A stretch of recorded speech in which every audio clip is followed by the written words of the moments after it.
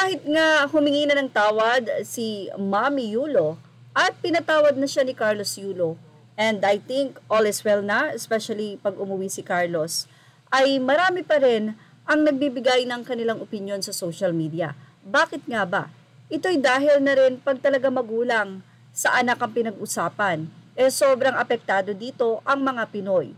Dahil kilala nga ang mga Pilipino bilang isang family-oriented. Alam mo yung meron ka ng anak, meron ka ng apo, pero nandiyan pa rin ang magulang mo para tulungan ka at gabayan ka. Kaya naman minsan yung pagiging mahigpit or pagiging intermitida ng isang ina ay nami-misinterpret ng isang anak. Ganyan nga ba ang nangyari kay Carlos at kay Mami Angelica?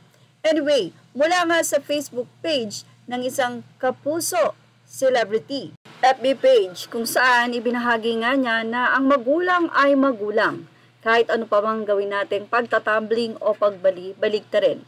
Kaya naman narito ang naging opinyon naman ng mga netizen. Narito ang naging say nila. Pabayaan mo siyang magpakasasa sa incentives niya. Ipag-pray mo na mamulat sa tama. Kung marunong siyang lumingon sa ina, mabait siya, mauubos din yan. Kaya pray ka lang kay God maging maayos ang lahat. Hayaan mo na, pera lang yan. Importante, ginampanan mo ang tungkulin ng isang ina. Huwag ka nang magsalita in public, mas tahimik. Kahit media pa ang magtanong, i-private nyo ang problema. Wala pa kayong masasagasa ang tao. Sa Diyos ka tumiwala at manalangin. Huwag mo nang habulin ang anak mo. Pag bumalik, tanggapin mo. Pag ayaw, hayaan mo. Say naman ng isang netizen, ganyan talaga pag anak nakatanggap ng isang tao na akala niya ay totoong nagmamahal sa kanya. Mababaliwala ang ina o pamilya niya, pero aral na din po yan na huwag padala sa galit kapag galit sa anak at huwag bibitiw ng mga masasakit na salita sa kanila, kalooban, para ikaw pa din ang tama, mga nanay. Say ng isa, kahit balibaligtarin mo man, ina pa rin ang tatawagin mo pag dumating ang panahon dahil ang ina ay hindi ka matitiis. Ang anak, natitiis ang ina o magulang. Malaki ang sakripisyo ng ina mo sa'yo. Isip-isip pag may time. Isang netizen naman ang sinabi na naiyak talaga ako dito pag nakikita ko siyang umiiyak. Parang ang bigat-bigat sa puso ng magulang pag di binabaliwala ka ng anak. Ang isa naman ay sinabing, ewan ko bakit kailangang paiyakin ang magulang. Depresyon na siya, bigay sa puso. Parang ikamamatay ng magulang pag ganyan. Ang isa naman ay sinabing, magulang rin ako, kung mahal mo ang isang tao, hindi ka makagawa ng ikasisira sa isa't isa.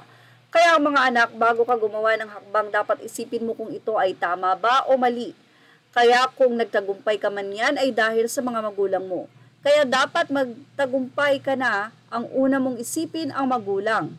Kaya sila ang instrumento ni God na ipinanganak na mabuhay ka. Sino naman ang isa, hindi naman ginusto ng mga anak mabuhay. Magulang ang namili nun, anong instrumento. Say naman ng isa, siya ang nagbukas ng issue tapos siya ngayon ang iiyak. Samantala, ilang netizen naman ang napansin na yung relo. Napansin ang relo ni Nanay Angelica. Ano pong meron sa relo? Tanong naman ng isang netizen. Sagot ng isa, maganda po. Ay, hahaha, oo nga maganda. Hindi ko kasi alam eh. Akala ko yung nabibili lang sa tabi-tabi na mumurahin. Ang relo niya, mas mahal pa sa bag ni Mami D.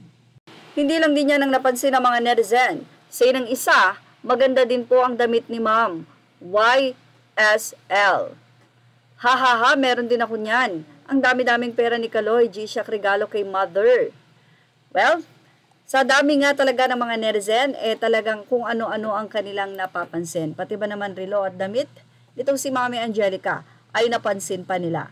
At yan ang ating Showbiz Snap update. Images are all credit to the rightful owners. Thank you for watching Showbiz Snap.